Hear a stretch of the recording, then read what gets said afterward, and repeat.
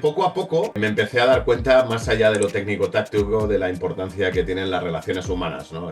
El dejarle a un jugador un día ir al hospital a poder estar con su vieja, con su mujer o con su madre si se ha puesto mala y demás, es ganártelo para la causa del equipo. Eso es, vamos, yo estoy convencido de eso. Solo tengo una norma, que es respeto. Y entonces yo les digo que yo no multo, pero entonces lo aclaro. Les digo, yo no multo, cuidado. La primera vez que tú hagas algo por la que yo si multara, te multaría, iré y te lo diré. La segunda vez será o tú o yo. No volveremos a entrenar juntos. Una de las primeras cosas que yo le digo a mis jugadores es que la cafetería de Jota siempre está abierta. ¿Y qué es la cafetería de Jota? Es cuando quieras hablar, nos vamos a tomar una Coca-Cola, un café o un pincho de tortilla cuando quieras. Yo siempre estoy dispuesto a escuchar. En un equipo, que jueguen 12 de forma consistente es casi imposible. Tú sabes que tienes que gestionar a 2, 3 personas que no están a gusto. Y la única forma de gestionarlo es hablando. Yo no conozco otra. Yo, por ejemplo, que he vivido muchos Barça-Madrid, esos días, tus jugadores no necesitan ninguna motivación. Ya te lo garantizo. Al revés. Hay veces que lo que tienes que hacer es bajar pulsaciones, porque están sobreexcitados. Nunca prometas algo que no puedas cumplir. Nunca, aunque en ese momento te esté sacando de un problema. Porque el problema que se va a generar después es mucho mayor, es de confianza. El día que le mientes y te descubren una mentira, no, lo has perdido. Y lo has perdido para todo.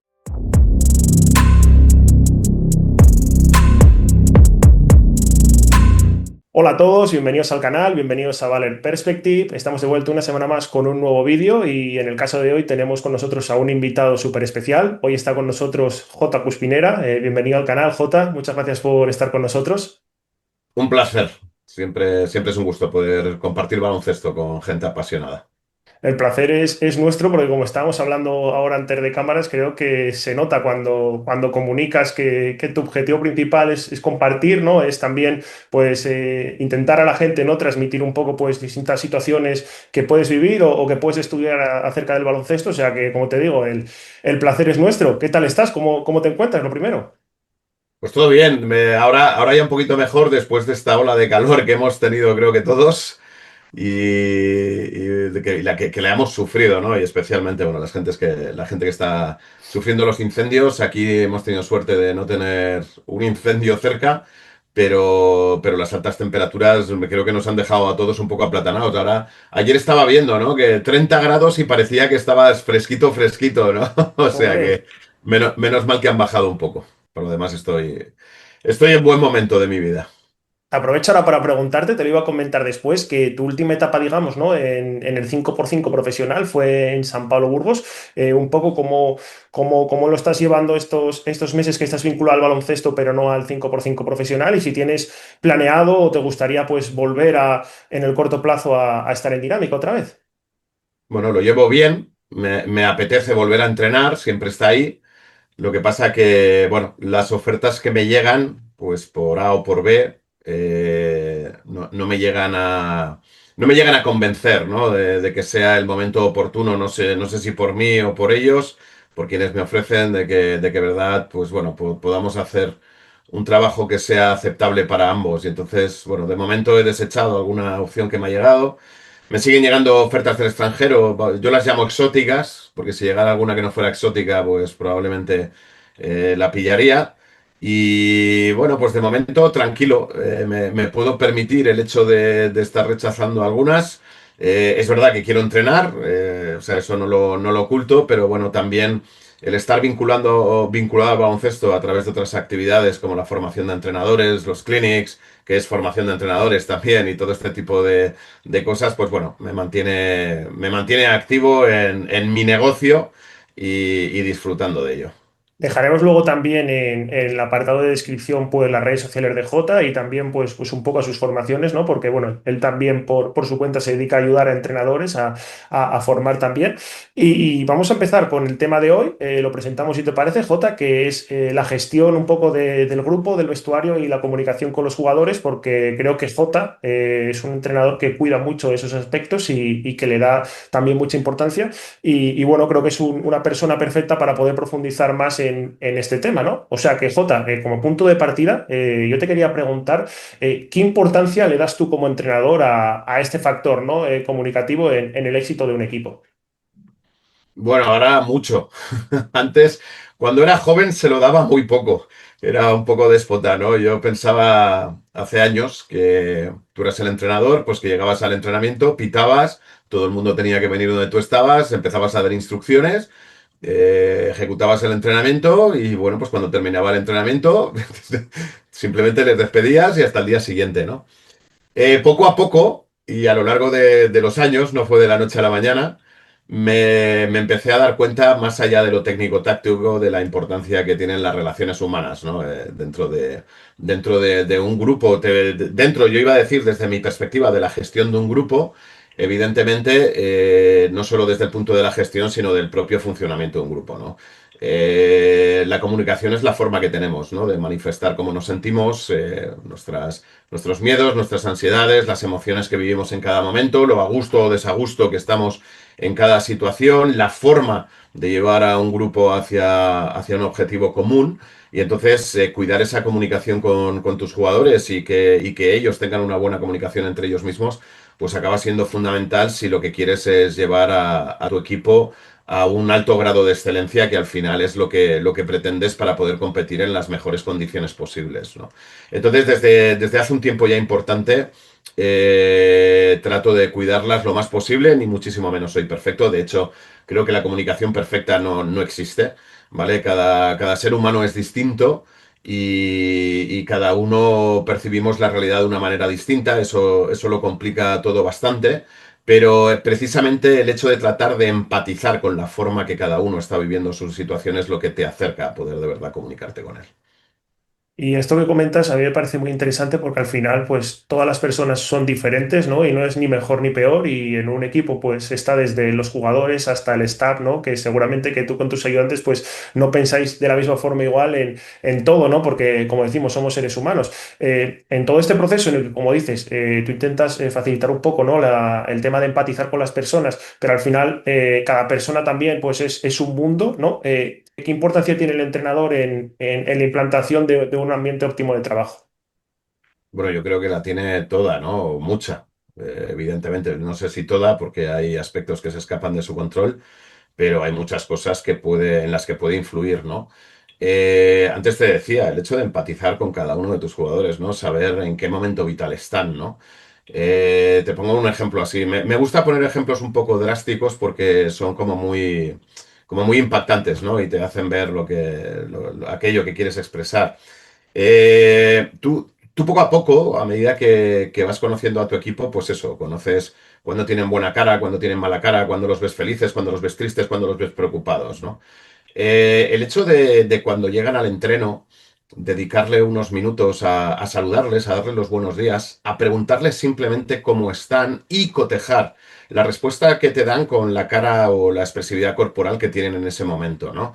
La mayoría de las veces va a coincidir, es decir, que si te dicen que están bien y los ves sonriendo, pues no tienes por qué dudar que no es así, pero hay veces que o directamente te dicen que no están bien por X motivos, o a veces te dicen que están bien, pero dices, uy, me dice que está bien, pero algo pasa, ¿no?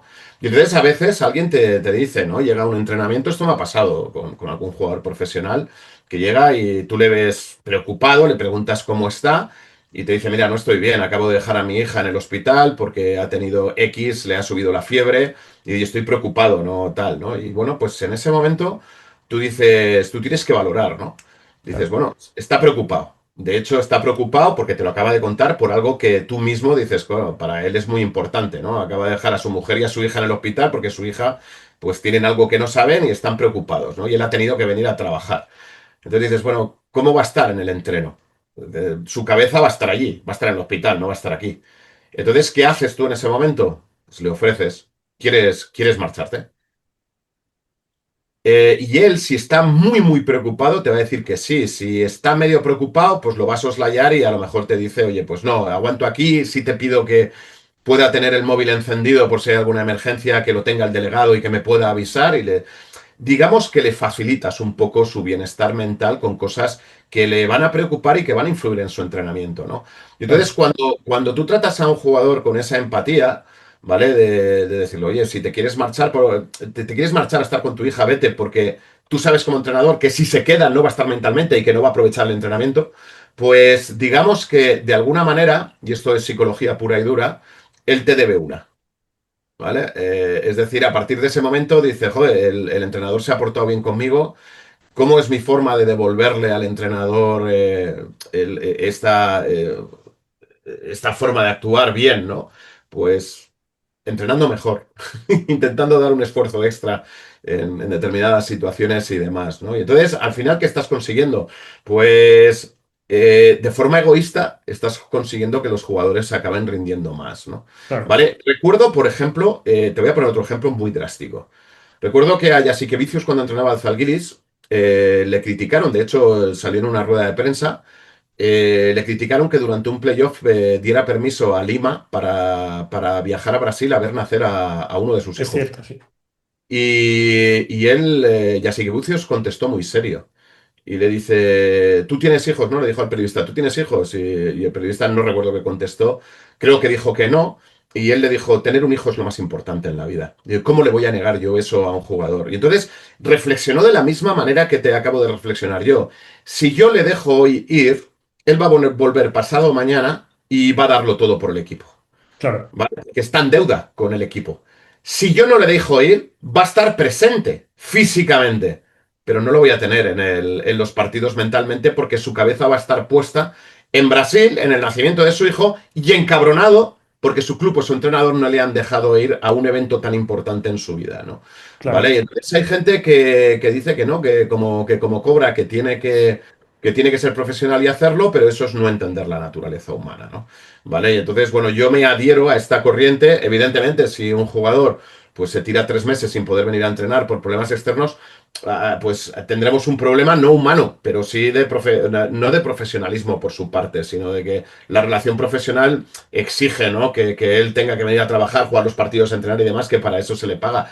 Pero visto desde una perspectiva un poco más normal, de algo no tan serio que le implique estar mucho tiempo alejado, el dejarle a un jugador un día ir al hospital a poder estar con su vieja, con su mujer o con su madre si se ha puesto mala y demás, es ganártelo para la causa del equipo. Eso vamos, yo estoy convencido de eso. Claro, comentabas ahora un poco, pues que parece, ¿no? Que como el deportista, sobre todo enfocado a estos niveles, ¿no? Euroliga, ACB, como bueno, al final, pues gana X dinero, pues no puede faltar un día, ¿no? ¿Tú crees que desde una perspectiva, digamos, externa, ¿no? Del aficionado, medios, etcétera, se deshumaniza un poco en algunas ocasiones la figura del jugador? Cuando se gana, todo esto ni siquiera sale a la luz, ¿vale? Todo va bien. Cuando se pierde, la gente trata de buscar culpables por todos lados y entonces encuentran en este tipo de situaciones una causalidad cuando normalmente no la hay, ¿no? Pero bueno, yo no controlo lo que un aficionado opina. Y además, si a él le preguntaras, seguro, sé lo que te diría, ¿no?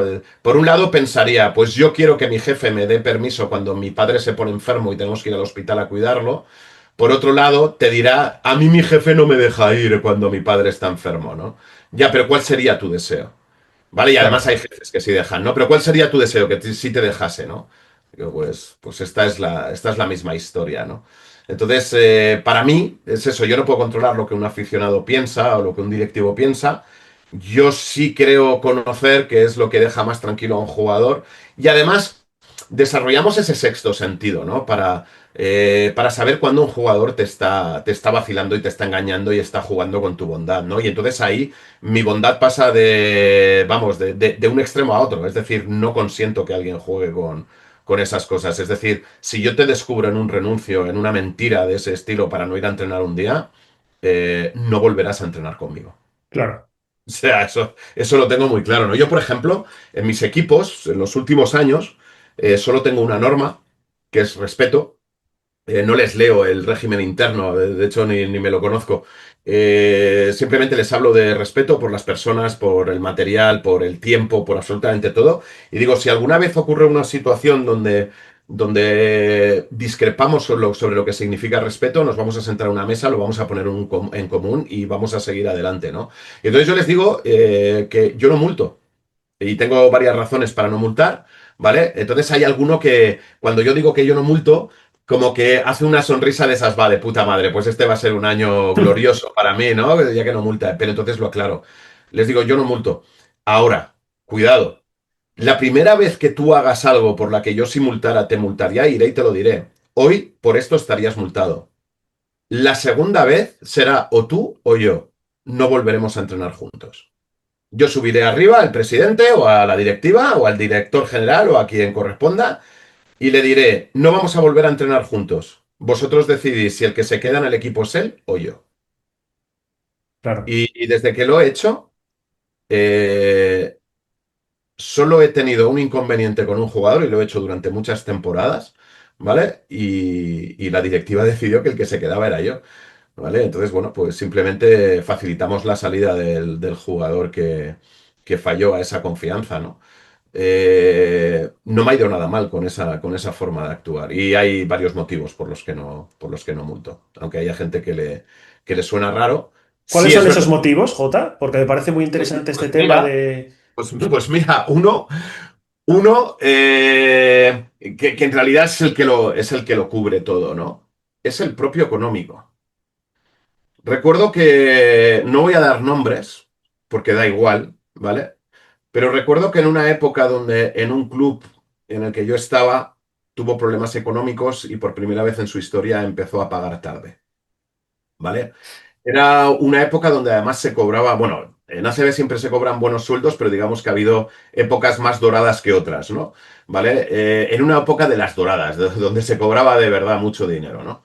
Pues este jugador tenía un muy buen sueldo y el club, cuando entra en problemas económicos, decide establecer una cantidad, algo así como sería el sueldo mínimo vital, pero a niveles de deportista profesional, ¿no? Y Claro, entonces decide que si les da, voy a poner aquí la cifra porque es real, de que si les da 4.000 euros al mes, ellos ya tienen suficiente para vivir y que bueno, que ya les pagarán el resto cuando puedan permitírselo, ¿no? Es decir, lo dejan en el debe y demás. Y entonces, bueno, a mí inicialmente yo decía, joder, pues tiene todo el sentido, ¿no? O sea, lo normal es que le pagaran todo lo que está acordado mes a mes, pero si no pueden, coño, pues con 4.000 yo creo que todos vivimos bastante bien, ¿no? Y entonces un día veo preocupado a un jugador, yo era ayudante, y le pregunto qué le pasa y me habla de esta situación. Y entonces me dice, mira. Dice, ¿cuál es el problema de este planteamiento? Yo tengo acordado con ellos unos pagos mensuales de X, mucho más que esos 4.000, ¿vale? Dice, resulta que desde que me dedico a jugar, yo he invertido en 10 propiedades. Esas 10 propiedades están hipotecadas, es decir, yo tengo que pagar una hipoteca importante por cada una de las 10 propiedades. Con esos 4.000 euros, es verdad que yo podría vivir si no tuviese deudas. Pero es que yo tengo que pagar las hipotecas de 10 propiedades que son mi garantía de futuro cuando un día deje de jugar. ¿Vale? Y entonces, ¿qué es lo que ocurre? Que yo con esos 4.000 no pago las hipotecas de esas propiedades en las que estoy metido y hombre, que sí claro. pagaría solventemente si cobrase al mes lo que tengo que cobrar. Entonces ahí me di cuenta que lo que cada uno tiene pactado con el club es de cada uno y yo no soy nadie para determinar cuál es el mínimo con el que puede vivir. Porque para cada uno su situación vital es distinta. Y entonces fue cuando yo dije, no le toco nunca el dinero a un jugador. El club sí lo hace y tiene régimen interno por el cual el club puede multar, pero no soy yo como entrenador quien le multa. ¿Vale? Es el club quien saliéndose, yo qué sé, imagínate que sale por la noche y le pilla al director general, pues es el club quien le dice, oye, yo te multo. Yo lo que pasa es que si alguien sale por la noche cuando lo tenemos prohibido y demás, entró en el rango del inicio, ¿no? Nos has faltado el respeto a todos porque tú no llegas en las condiciones necesarias para poder entrenar, entonces ese sería el primer aviso. El segundo es lo que te he dicho yo, tú o yo no estaremos aquí, ¿no? ¿Vale? Claro. Pero no seguiremos entrenando juntos. El otro motivo que también tiene que ver con el económico es de una historia que me contó Clifford Luick, exjugador y exentrenador del Real Madrid. Ahora es uno de los presidentes de honor de la sección de baloncesto del Real Madrid. Y cuando yo estuve en el Real Madrid me contó la siguiente historia. Él era entrenador de Villalba con Jesús Gil, del Atlético de Madrid, y se trajeron a un jugador NBA, Walter Berry, que para aquella época era una auténtica locura. Es decir, venía un jugador NBA de prestigio a jugar a Europa, ¿no? Y cobraba el equivalente ahora a 600.000 euros, ¿vale? 100 millones de las antiguas pesetas, que era una auténtica barbaridad de dinero. Entonces, Clifford tenía la norma, esta también la tengo yo, ¿no? De que los jugadores tienen que estar una hora antes del entreno, Es para vendarse, para empezar a calentar, para su rutina o simplemente para estar con los compañeros empezando a hacer vida, ¿no? Y entonces, según parece, Walter Berry vivía nada, a 3 minutos andando del pabellón. Y hay un día, según me contó, un viernes, donde, bueno, pues falta media hora para el entreno y Walter no está en el entreno. Entonces, en aquella época no había móviles, ¿vale? Entonces le dice al delegado, sube arriba a la oficina, llamas a Walter y preguntas qué pasa. Entonces coge, el delegado sube, llama a Walter y Walter se había quedado dormido. ¿Vale? Entonces baja el delegado, le dice Clifford que se ha quedado dormido. Entonces Clifford, soliviantado, le dice, pues le dices que le vuelves a llamar y le dices que está aquí en 3 minutos o que son 100.000 pelas de multa. ¿Vale? Y entonces era viernes, jugaban el domingo, el delegado sube, le llama, Walter, me dice Clifford que o vienes aquí en 3 minutos o que 100.000 pelas de multa. Y le cogió Walter y le contestó, le dices a Clifford que 200.000 y que nos vemos el domingo en el partido. ¿Qué Claro, me enseñó aquella historia? Que la multa lo que hace es establecer un límite que el jugador puede estar dispuesto a sobrepasar si no le afecta grandemente.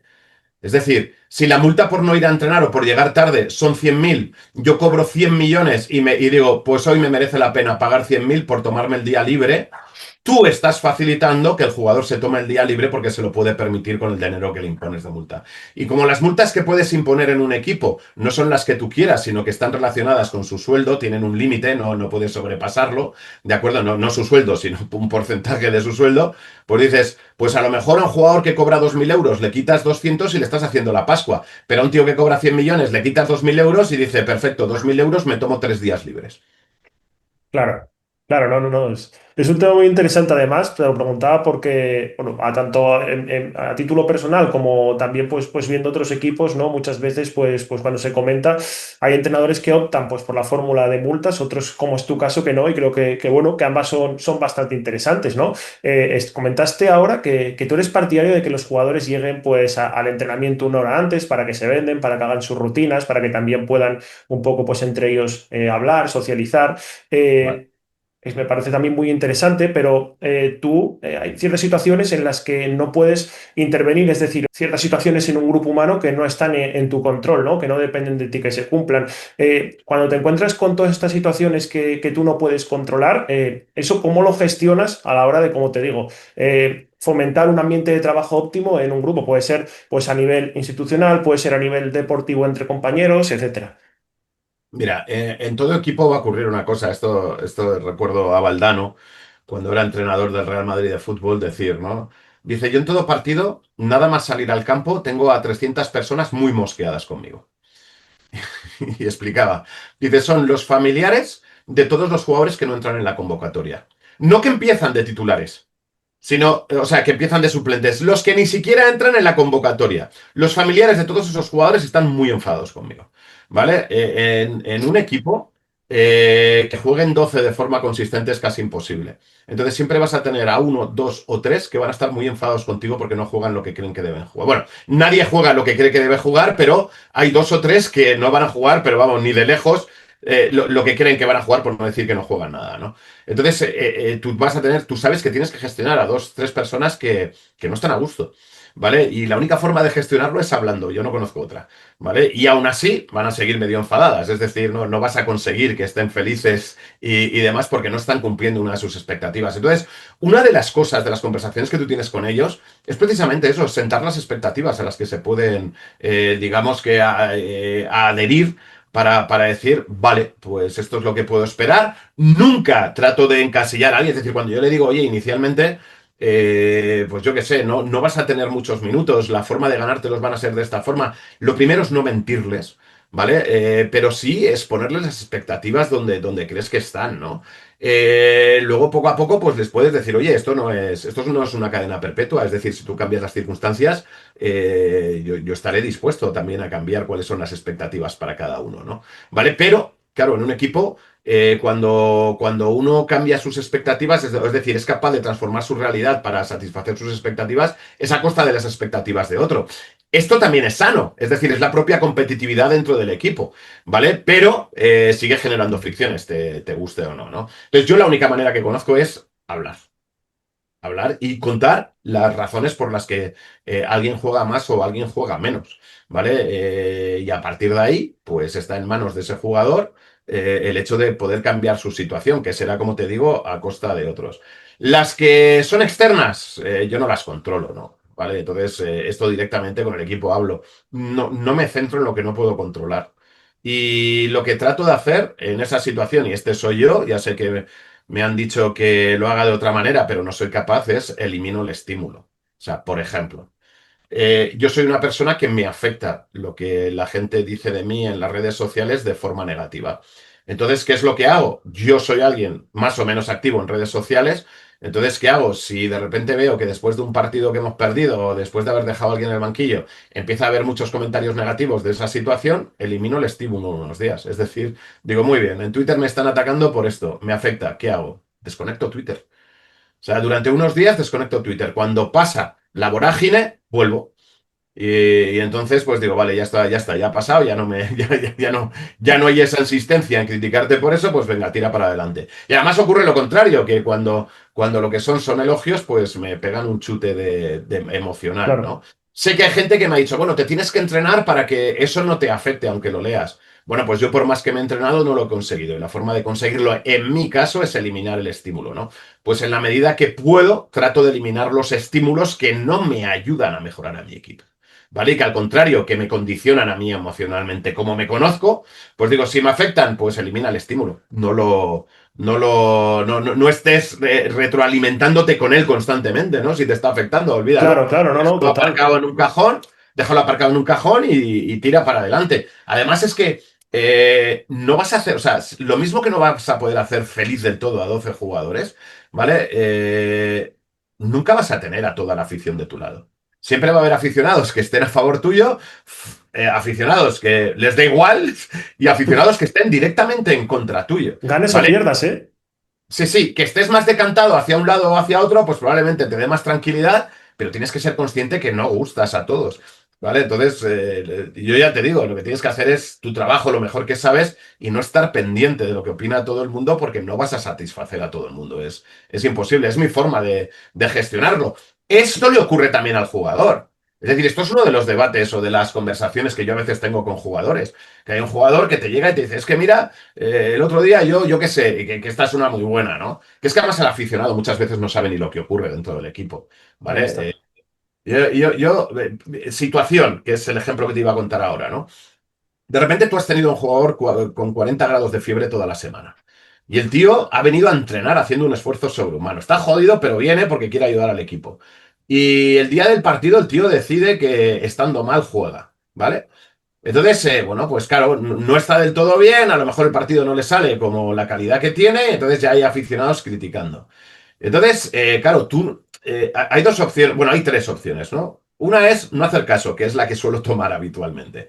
Porque las otras dos son directamente decir antes del partido, en tu rueda de prensa, que ese jugador va a jugar con fiebre. ¿Qué es lo que ocurre si lo haces? Que le estás dando una información al rival que no debe tener. Si yo sé que el mejor jugador o X jugador, Pepito del rival, tiene fiebre, ¿qué voy a hacer? Voy a Claro, hacerle correr mucho más de lo que está acostumbrado a ver si lo mato, bien entendido lo de lo mato, ¿no? Y se tiene que sentar antes. Entonces, yo no estoy dispuesto a dar esa información al rival.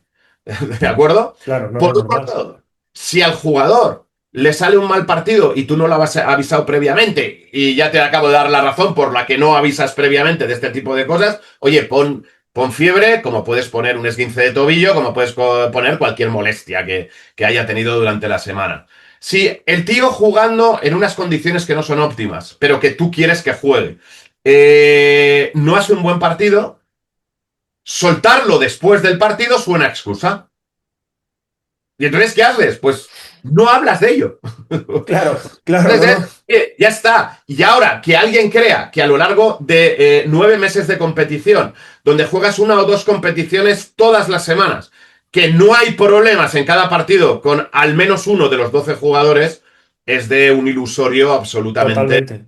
de vivir en Disneylandia, ¿no? Pero es lo que te he dicho, dices, bueno, si estás justificando todo el rato, es una excusa, si estás dando la información previa, suena a que, bueno, suena no, te van a tomar la matrícula los rivales y no quieres dar pistas a los rivales, y entonces yo por lo que opto es por el silencio. Y sé que entonces esto también es criticado porque entonces es que no eres transparente, que tú deberías informar al aficionado. Y digo, vale, pues, oye, perfecto, que no voy a satisfacer a todo el mundo, con lo cual hago lo que creo que es mejor para mi equipo.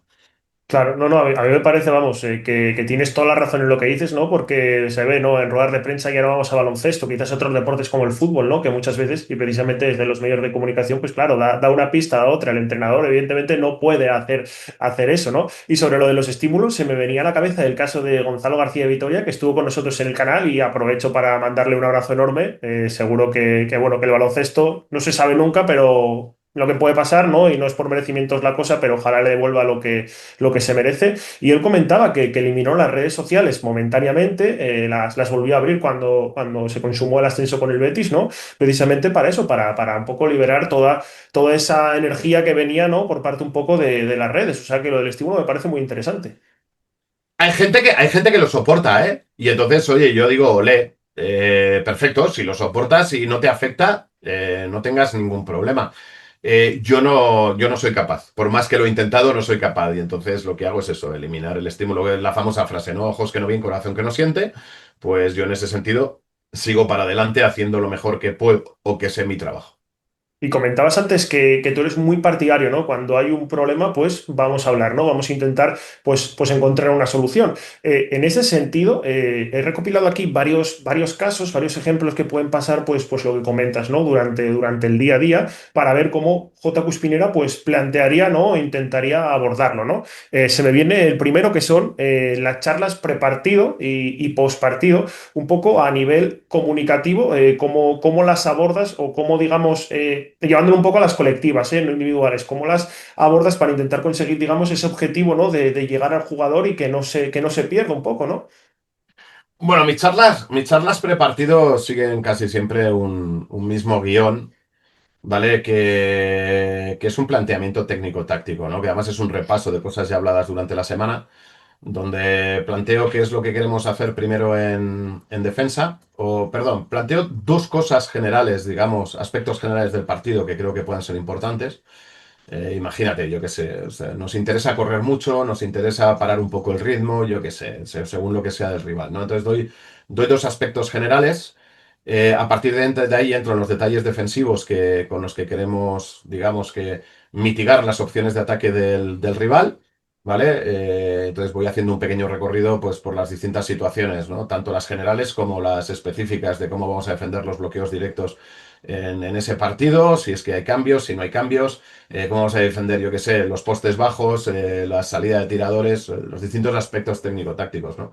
Después doy unas cuantas pinceladas de cómo queremos atacar a su defensa. Y por último, pues suelo poner una frase, no sé, de eso, motivacional, ¿no? De venga, a por ello, ¿no? Vamos, no sé, lo que sea que se me ocurra en cada partido. No me complico mucho y el guión es siempre el mismo o prácticamente el mismo porque quiero que el jugador sepa qué esperar en los 8 minutos o 10 minutos que va a durar esa charla, ¿no?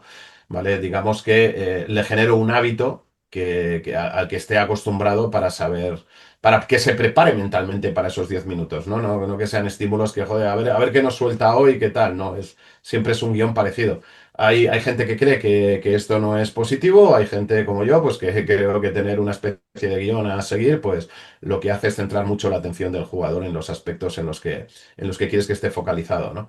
Evidentemente, de vez en cuando salirte de la rutina, a veces lo hago también, pues lo que hace es pegar un subidor de adrenalina al equipo. El problema de los subidones de adrenalina o este tipo de historias es que en las redes sociales, en los periódicos, siempre aparecerá la charla motivacional del que ha ganado. Nunca aparecerá la charla motivacional del que ha perdido, que a lo mejor es exactamente la misma que la que ha dado el que ha ganado. ¿Vale? Entonces esto tiene unas repercusiones grandes. Hay otra cosa, tú siempre tienes que contrarrestar al grupo. Es decir, yo, por ejemplo, que he vivido muchos Barça-Madrid porque he estado 5 años en el Real Madrid, eh, esos días tus jugadores no necesitan ninguna motivación, ya te lo garantizo. O sea, al revés, Hay veces que lo que tienes que hacer es bajar pulsaciones, porque están sobreexcitados. ¿Vale? Entonces, no siempre es motivar, motivar, motivar, no. Tú tienes que ver cuál es el estado emocional que tiene un jugador tuyo y ver si está en los rangos donde tú crees que tienen un mayor rendimiento. Si están por debajo, tienes que incentivar a que suban a ese nivel donde el nivel de activación les permita competir en las mejores condiciones. Y si están por encima, tienes que bajar pulsaciones porque si no van sobreexcitados. Y tan malo es ir sobreexpuesto que digamos que dormido al partido, ¿no? ¿Vale? Entonces, esa es tu labor como entrenador. ¿Y cómo haces eso? Pues primero siguiendo un guión que nada tiene que ver con lo motivacional y luego, evidentemente, prestando atención a las señales de comunicación no verbal o incluso verbal que ves en el equipo antes de dar la charla. Entonces, cuando ves que están sobreexcitados, pues oye, dices calma, tal, o haces algo, das la charla más calmado, no tal, o si ves que están dormidos, eres tú el que está, que le estás metiendo ahí como una pequeña historia para que se te despierten, ¿no? O les pegas una frase que en un momento dado pues les pueda ayudar a despertarse. Así es como afronto yo las charlas prepartido, no me complico mucho la vida.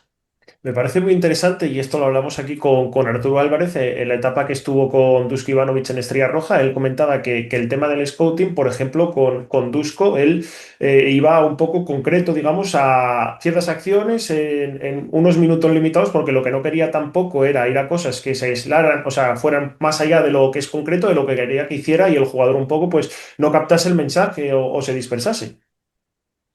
Esto es tal cual, mira, nosotros lo que queremos es tener impacto en nuestros jugadores, que se quede de verdad el mensaje que quieres mandar, entonces simplifícalo al máximo, no te líes, no les hagas un clinic en cada, sino al revés, oye, tú correr, pues tú correr, ya está, el mensaje sencillo, ¿no? Y entonces en esto de las charlas, del scouting y demás, yo recuerdo, yo cuando empecé en esto del scouting, hacíamos vídeos de 40 minutos y no había sesión de 40 minutos donde no hubiera dos o tres del equipo que se quedaran dormidos y esto era real. Hasta que descubres que, oye, una sesión efectiva de vídeo es entre 5 y 8 minutos, por lo menos en mi caso, lo que yo he descubierto, ¿no? A veces hasta menos, si es menos incluso mejor, ¿no? Pero Claro, entre 5 y 8 minutos te lo aguantan concentrados. En cuanto pasas de esos 8 minutos, el nivel de concentración empieza a caer. Y ya te digo, mejor 5 que 8, ¿vale? Es decir, si puedes sintetizar y hacer mensajes más directos en 5 minutos y si puedes en menos, mucho mejor que tirarte 20 minutos hablando, que tú te quedas muy tranquilo como entrenador, que les has contado todo, pero el jugador ha desconectado mucho antes de lo que tú crees. ¿Vale? claro. No tienen esa capacidad, bueno, no tiene el ser humano, no ellos en concreto, esa capacidad de atención continua, ¿no? Y entonces, bueno, a eso se reduce, a conocer qué es lo que tiene impacto, qué es lo que no tiene impacto, y tú adaptarte como entrenador no a lo que a ti te deja tranquilo, sino lo que tiene efectividad cuando comunicas con tus jugadores. Claro. Y llevándolo a las charlas post partido, ¿tú eres más partidario de hablar con el jugador cuando termina el partido, aunque esto también, pues bueno, depende, Nunca, ¿no? La victoria y la derrota, o de hablar, pues en nunca, el no, primer no, no. entrenamiento posterior? Yo desde hace muchos años nunca hablo después del partido. Nunca, y da igual que hayamos ganado o que hayamos perdido. Yo cojo, siempre me he creado el hábito de agradecer el esfuerzo al equipo, o sea, individualmente, a cada uno de ellos, porque muy rara vez, en contra de lo que a veces el aficionado o el directivo cree, muy rara vez el jugador no se vacía en el campo. Alguna vez ocurre, pero muy rara vez, ¿vale? Es decir, cuando pierdes de 30 no siempre es porque no te has dejado la piel en el campo, ¿vale? Hay muchos otros factores que influyen. Entonces yo les agradezco el esfuerzo, damos manos, nos citamos para el entrenamiento siguiente y es en el entrenamiento siguiente donde yo hablo del partido. Esto provoca dos cosas. A, que tú no digas en caliente cosas de las que luego te arrepientes. B, dejas el loop abierto en la mente del jugador, que para mí es tremendamente interesante tanto en la derrota como en la victoria. Es decir, si tú les hablas nada más terminar el partido, el jugador deja de pensar en ese partido en cuanto tú cierras tu charla, porque has cerrado el loop, has cerrado el bucle, ¿vale? Si tú dejas ese bucle abierto hasta 24 horas después, como no les has dicho nada, el jugador empieza a analizar de verdad qué es lo que cree que ha hecho bien y qué es lo que cree que ha hecho mal, tanto él individualmente como el equipo.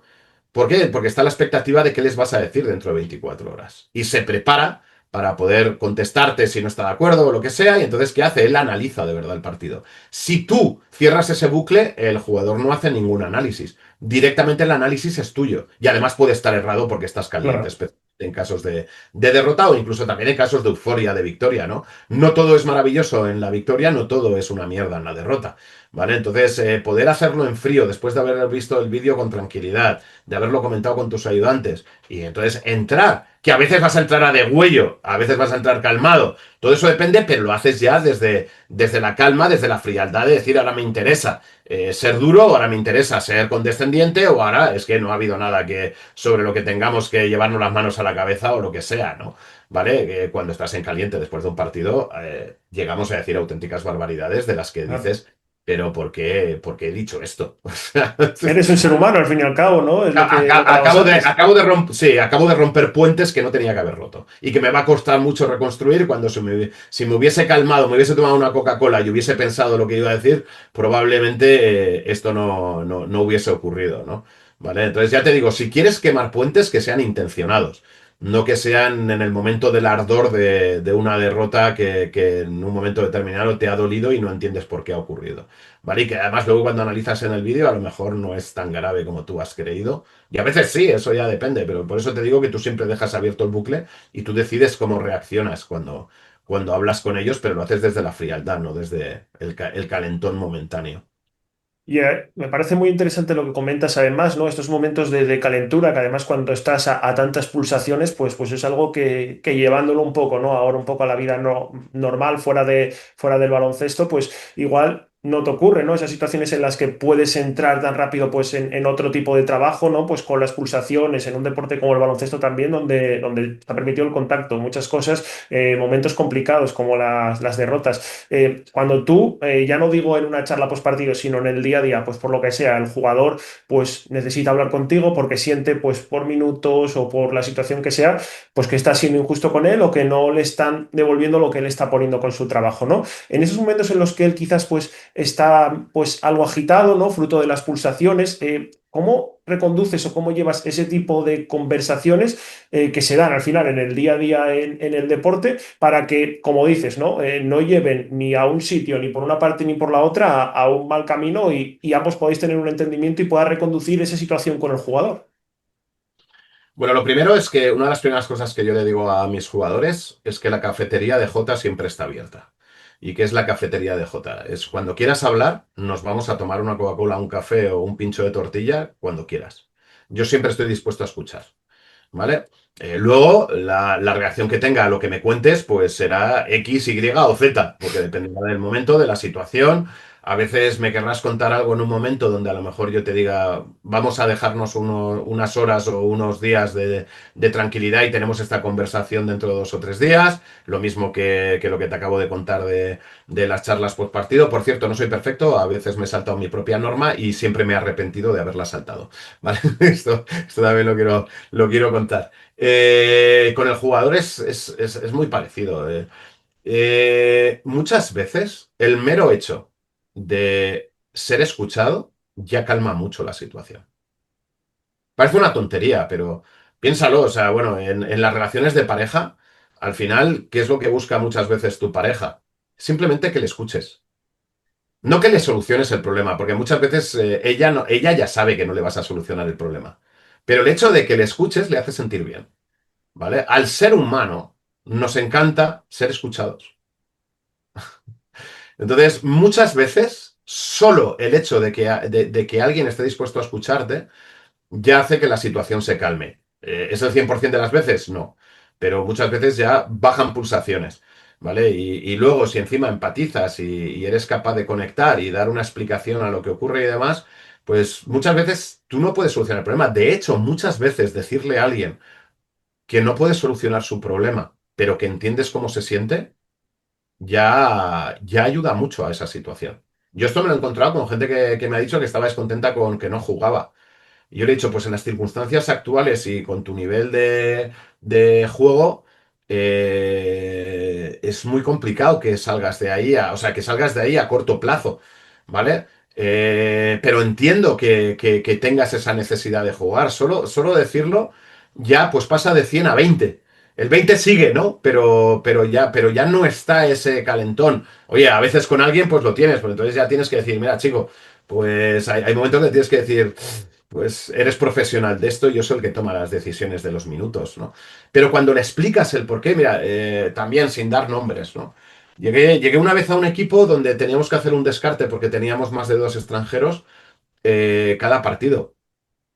Y la primera vez que le dije al descartado el motivo, simplemente me dijo, eso no calma mi necesidad de jugar y que no voy convocado, con lo cual sé que las posibilidades de jugar son cero, absolutamente, porque si no voy convocado no puedo jugar.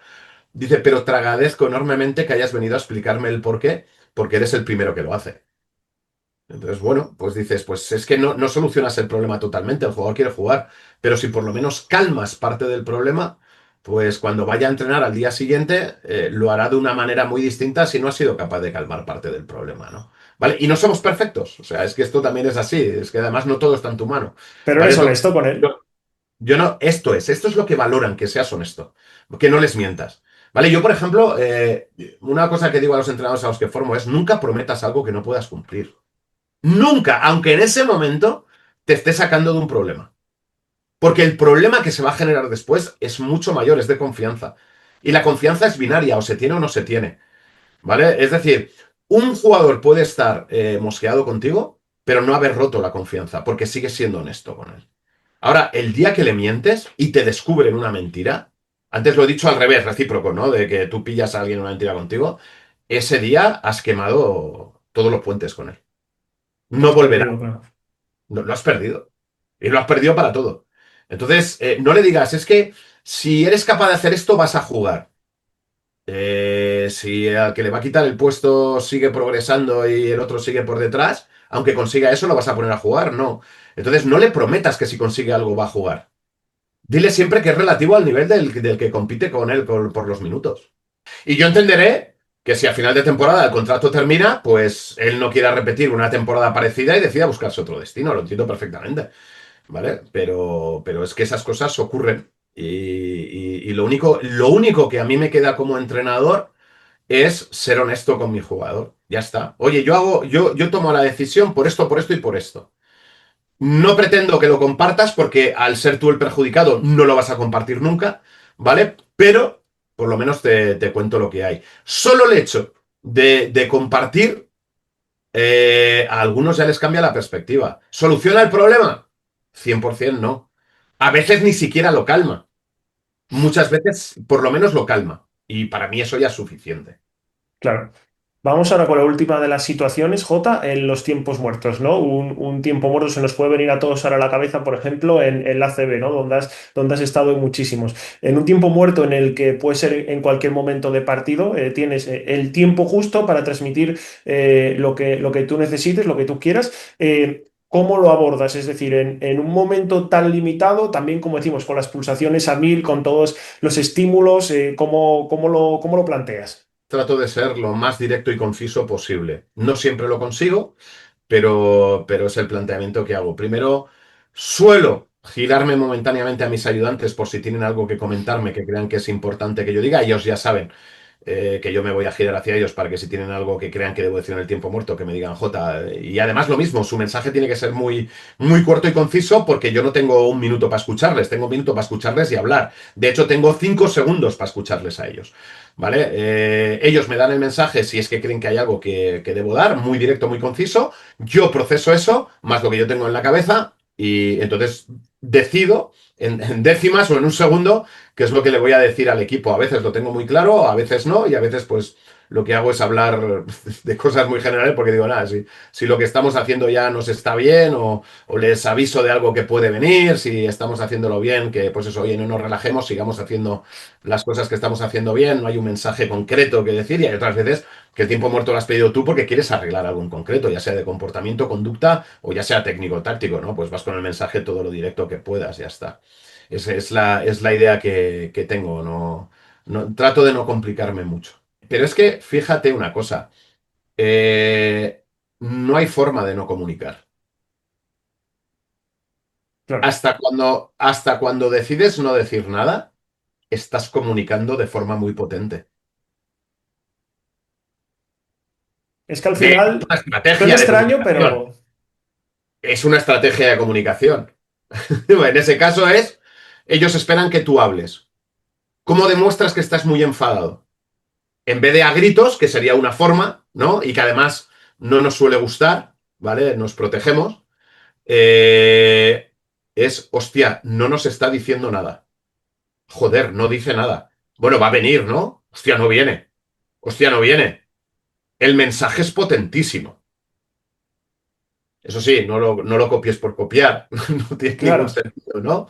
Pero claro, en ese claro. momento un entrenador encuentra que ese es el mensaje que quiere dar y puede tener mucha potencia, mucha, ¿vale? De hecho, más allá del mensaje que das con el silencio, no es este el caso, pero comunicativamente, en cualquier conversación de dos o más de dos, pero con dos ya vale, ¿vale? Bueno, para que haya una conversación tiene que haber dos, ¿no?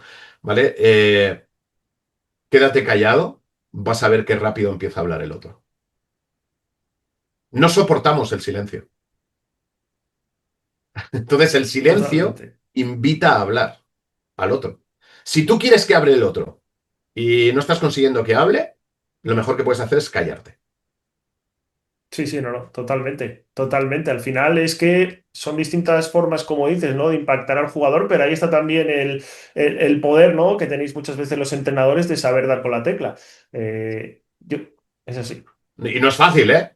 No, no, No es no. nada fácil, ya te Parece que es digo. fácil, ¿eh? No, Nada, Jota se no. queda en Si no silencio es, si porque... no es fácil con una única persona, como es tu pareja, si la tienes en casa, ¿no? Imagínate con 12. Bueno, 12 jugadores, más luego todo tu staff, porque la comunicación es con todos, ¿no? ¿Vale? Y de staff con jugadores, y que esa es otra. Es no solo tu comunicación, es cómo afecta a tu comunicación la comunicación que tu staff tiene con tus jugadores o la comunicación que los jugadores tienen entre sí. Porque todo está interrelacionado, ¿eh? Sí, sí, no, no, no. Es, O sea, es es... algo tremendamente complicado y bueno, y difícil. Es verdad que hay técnicas, algunos hay cosas que las tenemos de forma natural, otras las hemos aprendido, y hay gente que tiene que aprenderlo todo. Pues cuanto más te formes, mejor. Y ya te digo, sin garantías de que no hay nada. En comunicación no hay una comunicación perfecta, no existe. Claro. Tienes Pues que vamos, hacerlo lo mejor posible, lo más eficiente posible, pero la perfección no existe. claro. No, no, no. Es Todo. que es imposible, yo creo que ningún entrenador puede asegurar que haciendo cierta comunicación, por lo que decimos, al final son personas y ningún jugador es igual que otro ni le funciona lo mismo, ningún grupo. Y es que esta es la clave. Y además, es que de un grupo a otro o de un año a otro, no puedes utilizar las mismas fórmulas a veces. A veces te funcionan y a veces dices, lo que el año pasado me servía, este año no me está funcionando y tengo que corregir. Y tengo que cambiar, tengo que virar la forma que comunico. Esto muchas veces, si lo piensas, es el síndrome del agotamiento de las relaciones. O sea, no se trata de que tú estés haciendo mejor o peor. Es que te acostumbras a los mismos estímulos y entonces esos estímulos dejan de tener efecto. Es como cuando, por ponerte un ejemplo, ¿no? Tú te acostumbras a una dosis de cafeína. Al principio esa dosis de cafeína, el que toma café por la mañana, pum, vale, activa, ¿no? Pero llega un momento que a base de tomarlo todos los días, llega un momento que esa dosis ya no te afecta. Y necesitas una dosis mayor para que te afecte. Eso es simplemente que has acostumbrado tu organismo a esa dosis y entonces ya no tiene el efecto que buscabas. Pues en la comunicación ocurre lo mismo. Puede ser que mantengas con una misma dosis un nivel de atención y de interrelación importante durante mucho tiempo, o puede ser que a los 6 meses esa fórmula esté agotada porque los individuos con los que tratas de comunicarte se han acostumbrado a ese nivel de comunicación y ya no tiene el efecto que tenía anteriormente. Y tienes que buscar otras formas de impactar. O Claro, cambias de grupo, o las circunstancias cambian dentro del mismo grupo. Y yo que sé, hay muchas circunstancias. Entonces, lo que tienes que estar preparado siempre es para que tu mensaje siga siendo efectivo. Entonces, en vez de agarrarte a no, pues si no funciona ahora es porque vosotros habéis cambiado. Pues ha cambiado todo. Primero ha cambiado la situación. La situación de hoy no es la misma que hace 6 meses. Pero no solo en ellos, también en ti. ¿Vale? Ha cambiado en todos. ¿Vale? Entonces ¿vale? ¿Qué vas a hacer para seguir manteniendo un mensaje efectivo? ¿Cómo vas a virar? ¿Qué vas a cambiar? Y tienes que estar dispuesto a cambiar cosas. Tienes que estar dispuesto a arriesgar. No, no, me parece muy interesante bueno, creo que si nos está viendo pues algún entrenador o algún jugador, creo que al final es para reflexionar, ¿no? Por eso te quería preguntar precisamente sobre estos temas, porque a veces parece tan evidentes, ¿no? O tendemos a simplificar, pues pasa esto, pasa lo otro, y al final pues somos seres humanos, ¿no? Y en las comunicaciones pues cada uno lo vive de una manera, ¿no? Y cuando estás en un grupo pues eso también cambia, ¿no? Yo te quería No. preguntar... Luego, Sí, luego, Diego, otra cosa importante. Una cosa es lo que yo digo y otra cosa lo que tú entiendes. Claro, yo me tengo que garantizar que lo que tú entiendes es lo que yo te quiero decir. O sea, tú fíjate la complejidad que tiene la comunicación. Ya no te digo si la comunicación es trasvasada de boca en boca, que entonces jugamos al teléfono escacharrado, ¿vale? Y esto es ciencia. Es decir, tú coges a 10 personas, los 12 del equipo, tú le mandas un mensaje a uno, que no sea, oye, que hemos quedado mañana a las 10, ¿no? Sino que tenga un poco de chicha. Y pides que lo vayan comunicando del número 4 al número 15 y el mensaje que llega al final no tiene nada que ver con el mensaje inicial. claro. No, no, es que Imagínate si es totalmente. compleja la comunicación, ¿eh? Totalmente, mi cabeza lo está llevando a pensar ya no solo en la comunicación, sino en lo que pasa en el día a día de un equipo con mil factores y claro, desde fuera parece que no, es que esto se está haciendo mal, muchas veces no es que se haga mal nada y más a cierto nivel, ¿no? Sino que hay situaciones también que ocurren y que hay que saber lidiar con ellas, ¿no? A mí me parece así. Y de hecho, te quería preguntar ahora para las dos últimas, como te digo, para terminar, porque no te queremos entretener más, acerca de, bueno, evidentemente cuando estás en ACB o en Leporo o en equipos ya en categorías que exigen tener un cierto nivel, pues los equipos tienen experiencias y saben jugar perfectamente, ¿no? Pero llevándolo al caso de grandes equipos en los que también has estado, ¿no? Como es el caso del Madrid, del Baskonia, de la selección española, evidentemente, como te digo, grandes son todos, ¿no? Pero los equipos que igual competían en competiciones continentales o han podido ganar algún título. En estos grupos que sí han competido, pues digamos, ¿no? En esos partidos de victoria, derrota por conseguir un título, ¿cuál es el factor común para conseguir un éxito, digamos, ¿no? Que te has encontrado tú como entrenador? No lo hay. No lo hay. Yo creo que no hay un factor común. O sea, primero, a ver, sí hay factores comunes, pero ¿qué quiero decir? Primero la calidad de los jugadores. O sea, eso es evidente. Si no tienes calidad de los jugadores y demás, ganar una Euroliga. Yo no la he ganado, yo he jugado dos finales, he perdido las dos, ¿vale? Pero ganar una Euroliga si no tienes calidad sí es prácticamente imposible, ¿no? Fíjate, te acabo de decir que es prácticamente, y digo prácticamente y no imposible, porque los milagros existen. No, no son muy habituales, por eso se llaman milagros, pero de vez en cuando se dan, ¿no? Entonces, bueno, se dan muchas. ¿Sabes qué es lo que ocurre? Que muchas veces no, siempre analizamos el éxito desde la consecución del éxito. Entonces decía Steve Jobs, ¿no? Que los puntos se pueden unir a pasado, pero nunca los puedes unir a futuro. ¿Vale? Entonces, en esto que me acabas de preguntar, yo creo que hay mucho de verdad en esta reflexión que hacía Steve Jobs, ¿no? Cuando tú ya has tenido éxito, has ganado un campeonato, empiezas a analizar todo lo que has hecho y vas uniendo puntos. Y entonces todo tiene un sentido. Pero ahora vas a afrontar el siguiente campeonato en el que quieres volver a ser campeón de Europa, tratas de proyectar a futuro los mismos puntos o X puntos que quieres unir y normalmente no se unen de la misma manera.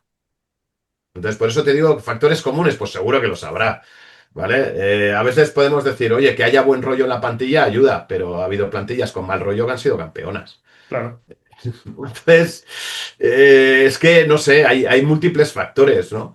A mí hay una frase que me gusta mucho, que a lo mejor termina de resumir esto, ¿no?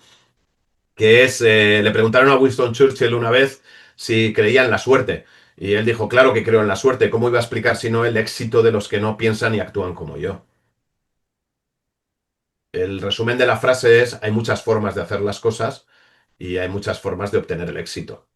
Entonces, yo ejecuto aquella de la que estoy convencido. Yo siempre digo que cuando nosotros ejecutamos algo, salvo que haya presiones externas y demás, lo hacemos porque creemos que esa es la mejor manera de hacerlo.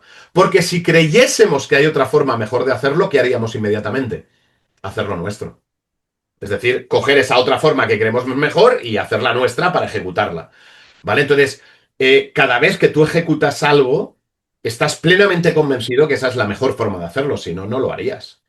Lo harías de otra forma. estaba pensando, ¿no? Por eso te he dicho lo de la frase de Churchill. El hecho de el TDK Manresa ganó una liga hace ya muchos años, ¿vale? Sí, Con Luis Casimiro, ¿vale? Y decías, ¿cuáles las probabilidades de que ese equipo ganara una liga? Pues es un milagro. Es un milagro que la ganara. Luego, como la han ganado, dices, claro, es que la calidad que tienen los jugadores, no, la calidad que ya le das porque la han ganado, pero no se la atribuías mientras estaban en el proceso. ¿Me claro. explico lo que quiero decir? Sí, no, no, no. En el momento era, yo creo que pocos pensaban que se podía llegar a dar, porque al final hay que ser realista también, ¿no? Si partes con unos, no ya digo recursos, como decimos, pero para competir con los grandes equipos es muy difícil. No quiere decir que tú no seas un buen equipo. Nadie lo esperaba, yo creo. Correcto. Y visto desde fuera, pues dice, pues eso, un milagro. ¿Vale? Oye, y todo el mérito, es decir, yo no le quito el mérito, ¿vale? Todo lo contrario, tiene todo el del mundo. Pero dices, ¿cuál es la probabilidad de que eso se vuelva a repetir? Muy pequeña, ¿vale? Y entonces es la frase que antes no me salía, que ahora sí. No creer en los milagros es no ser realista, porque los milagros a veces existen o ocurren.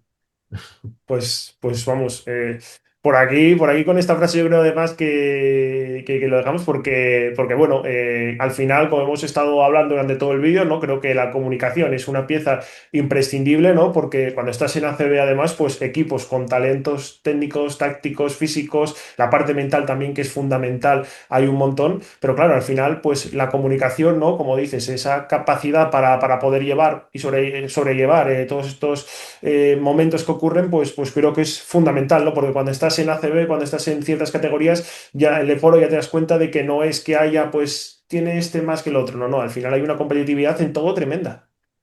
Sí. De hecho, fíjate, ahora me venía a la cabeza, ¿no? La mayoría de los equipos que ganan, la mayoría dicen que son una familia. Y si le preguntas al resto de equipos que no han ganado, probablemente también te digan que son una familia. Es verdad que cuando se va ganando, es muy difícil que alguien salga públicamente a contar la mierda. Porque es como te sales del tiesto, ¿no?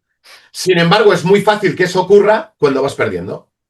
Porque entonces es como que justificas, ¿no? Alguien justifica, claro, si las cosas no se hacen bien, ¿vale? Ya te he dicho yo que incluso en el equipo que gana hay gente descontenta, ¿vale? ¿Por qué los que están descontentos en una plantilla que suele ganar no suelen hacer público su descontento? Porque les hace quedar muy mal. Es como, claro, no piensas en el grupo, estás pensando solo en ti. Ahora, esa misma situación en un equipo que pierde, qué fácil es que alguien suelte mierda, ¿no?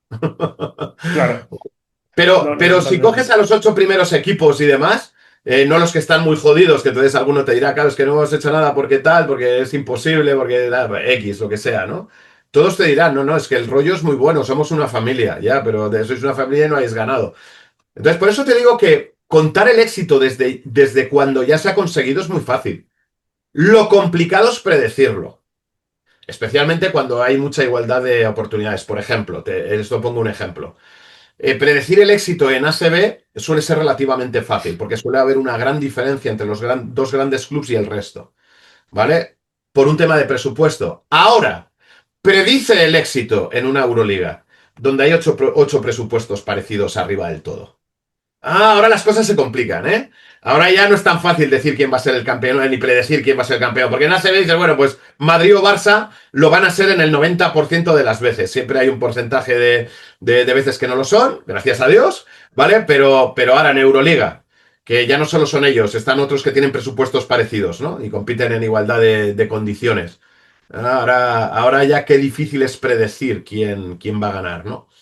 ¿Vale? Me acuerdo de la Euroliga de 2014 jolín, mismamente el Maccabi gana el Madrid y Estaba yo ahí. sí, sí, por eso lo digo, que en Ah, esa, vale. que en esa Final Four, pues pocos lo podían predecir en ese momento. Yo me recuerdo que en la eliminatoria contra Milán del playoff, muchos decían, Joder, Maccabi, pues es que incluso igual tampoco puede pasar, ¿no? Y te das cuenta de que a la hora de competir, pues no hay nada hecho, ¿no? Ni ese Madrid que hicisteis un trabajo fenomenal esa temporada, teníais el título asegurado y se demostró que no pudisteis.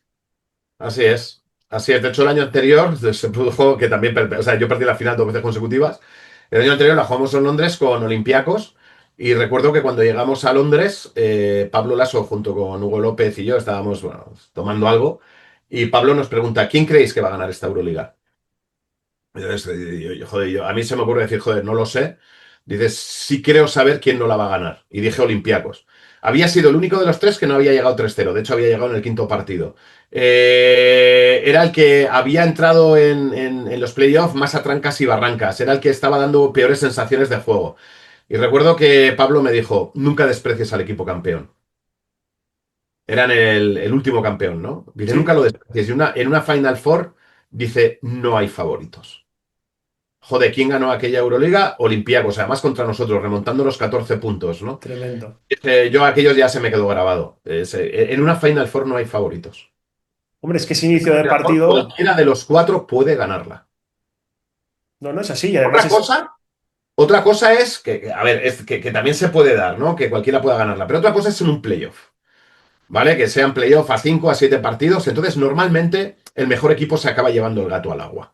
Puede haber sorpresas y que no ocurra, pero normalmente se acaba llevando el gato al agua. En una Final Four no hay favoritos. Cualquiera de los cuatro la gana. ¿Por qué? Porque basta un mal día de uno de los cuatro para que ese ya no gane. sí, sí, tal cual. O sea, es que la final de Londres, es que, vamos, la tienes que tener nada porque el inicio yo creo que era súper esperanzador. Y es que el año de Maccabi, al año siguiente, yo es que pocos equipos he visto con un dominio durante toda la temporada como ese Real Madrid. Y te das cuenta lo que dices, de que como tengas un momento malo, se acabó. Tal cual. Pues si Tal te cual. parece. Es lo que me dice la Es así. experiencia. Pues si te parece, Jota, para terminar, siempre nos gusta preguntar por una anécdota que hayan tenido pues nuestros invitados, como decimos siempre, que no sea comprometedora con nadie, que no nombre un delito, ni mucho menos, ni nada por el estilo, pero bueno, una anécdota bueno, con tantos años de vivencias y los que quedan. Esta la contaron en un podcast hace poco, pero es que me resulta muy graciosa. Es cuando yo soy primer entrenador por primera vez en Fuenlabrada. ¿Vale? En Fuenlabrada hay 6 peñas. Y entonces, a partir de enero, cada peña organiza lo que es el Día de la Peña, donde invitan al entrenador, a 3 jugadores y alguna vez se une o el presidente o algún directivo del club para cenar con ellos, ¿no? Todos lo organizan de la misma manera, que es como una boda. O sea, están todos los peñistas en un salón enorme, donde hay comida como en una boda, y en la mesa donde estarían los novios y los padres o los padrinos, pues están los componentes del primer equipo más el presidente y vicepresidente o vicepresidenta o presidenta de la peña, ¿no? ¿Vale? Entonces yo recuerdo que en la primera, claro, el entrenador es el único que va a todas. Los jugadores van rotando y los directivos no suelen ir, van a una y luego ya no van a más. Entonces el entrenador es el que siempre repite en las 6, ¿no? Porque solo hay un entrenador, aunque haya ayudantes, el entrenador siempre tiene que ir. Entonces repiten las 6. Entonces, en la primera, recuerdo que habían quedado conmigo a las 9 en un restaurante allí famoso de Fuenlabrada. Y bueno, pues como era la primera, pues vale, bueno, además por no quedar mal, vas con tiempo, ¿no? No quiero llegar tarde. Entonces habíamos quedado a las 9 y llego a las 9 menos 20. Reconozco a muchos de los aficionados en la entrada del restaurante tomando cañas. Y bueno, pues me pido una caña y me pongo con ellos a hablar de baloncesto. Entonces cuando llegan las 9 me dicen, oye, perdona, te tenemos que dejar que tenemos una actividad. Y yo pienso para mí, claro, es la cena de la peña, ¿no? A la que estoy invitado. Pero bueno, pues ellos entran y entro yo detrás. Y de repente el presidente de la Peña, cuando me va a sentar en la mesa presidencial, me dice, tío, te tengo que pedir disculpas. Y digo, ¿qué pasa? Dice, ¿te puedes creer que llevamos 20 minutos ahí hablando contigo de baloncesto y no nos hemos dado cuenta que eras el entrenador del equipo? Entonces, aquello es una cura de humildad de la leche, porque dices, joder, ni tu propia afición saben quién eres. Se justificaron con que iba en vaqueros en vez de en traje, que el sitio es distinto y demás. ¿Qué es lo que pasa? Que esto me ocurrió de forma parecida, no exactamente igual, pero parecida, con 3 de las 6 peñas el primer año. Y entonces, lo que me di cuenta es que el aficionado a quien va a ver es al jugador. Entonces, por muy importante que tú te creas, y yo creo que el entrenador es importante en un equipo, el aficionado no tiene ni puta idea de quién eres. Ellos van a ver a Marco Popovic, en este caso que estoy poniendo jugadores de Fuenlabrada, ¿no? A Marco Popovic, a Ricardo Uriz, pon ahí al que quieras, ¿no? Y tú eres alguien que está en la banda pegando gritos, que sí, que muy bien, pero nada, no eres al que van a ver, ¿vale? Salvo los entrenadores de Barça Madrid, que entonces salen en el Marca, salen en el As, que entonces los conoce la gente. Un entrenador de equipo medio puede ir muy tranquilo por la calle que no nos conoce absolutamente nadie. ¿Vale? Supongo que un respiro Te digo, también, ¿eh? Para los malos momentos. es un respiro y es una cura de humildad brutal. ¿Vale? Una de las cosas que yo he descubierto con el tiempo es que siendo el baloncesto el segundo deporte nacional, después del fútbol, que lo arrasa absolutamente todo, eh, es que la gente que nos sigue, y con todo el respeto, son muy frikis. La mayoría de la sociedad no tiene ni idea quiénes somos los del baloncesto. Pero ni idea. Y cuando digo ni idea es ni idea. Y entonces el ejemplo este, imagínate, es que ni tus propios aficionados saben quién eres tú. No, no, Entonces, total, dices, bueno, pues tranquilo, totalmente. estás bien, ¿no? A veces te entrevistan para las teles, lo deben ver cuatro gatos, ¿vale? Y aunque sean 300.000 siguen siendo cuatro gatos. O sea que estate tranquilo, no te abrumes. Totalmente, pero como te digo, en este canal encantados de tenerte. Sí que es cierto que somos unos frikis del baloncesto, también un poco el objetivo del canal es ese, ¿no? Hablar y sobre distintos enfoques, temas relacionados con el profesionalismo, aprender, escuchar experiencias y bueno, no siempre tematizado, ¿no? En los temas principales, sino en otras circunstancias que nos abordan. Y como te digo, Jota, ha sido un auténtico placer tenerte por aquí, poder escucharte, aprender y sobre todo, pues muchas gracias por la cercanía y por todas las facilidades que has puesto. Nada, el placer es mío. Si alguien es entrenador y le interesa formarse en lo colectivo, J. Cuspinera, J con todas las letras, jotacuspinera.com. Y ahí tiene mi página web donde tengo una newsletter a la que se puede suscribir y bueno, tengo cursos y mentorías y consultorías que hago con entrenadores, fundamentalmente por si quieren dar un paso más allá. Pues sí, lo dejaremos, como decía antes, en el apartado de la descripción para que si alguien esté interesado, pues por ahí pueda contactar con Jota. Así que, pues también, si alguno pues quiere que Jota en alguna ocasión pues hable de algún tema relacionado con baloncesto, podéis dejarlo por comentarios y como digo, nos vemos la próxima semana con un nuevo vídeo. Muchas gracias, Jota, y nada, te dejo que te despidas tú. Un placer, pues nada, que ha sido un placer, que he pasado un rato muy agradable, que no te he dejado hablar mucho, soy demasiado Lo hablador, importante es que hables pero tú, Jota. espero que el mensaje, por lo menos de cómo pienso yo las cosas, haya llegado y soy consciente de que hay otras muchas formas muy distintas a las mías de hacerlas y que pueden tener el mismo éxito que he tenido yo, si es que lo que he vivido yo puede ser considerado como éxito. Pues todo dicho. Nos vemos la próxima semana. Un saludo. Placer.